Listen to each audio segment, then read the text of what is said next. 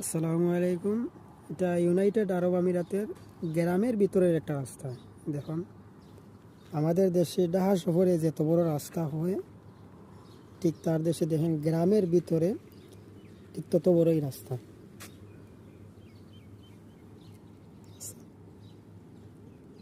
কত বড় চওড়া রাস্তা দেখুন, রাস্তা কতটুকু ক্লিন, পরিষ্কার। যেমন পরিষ্কার তেমনি সুন্দর।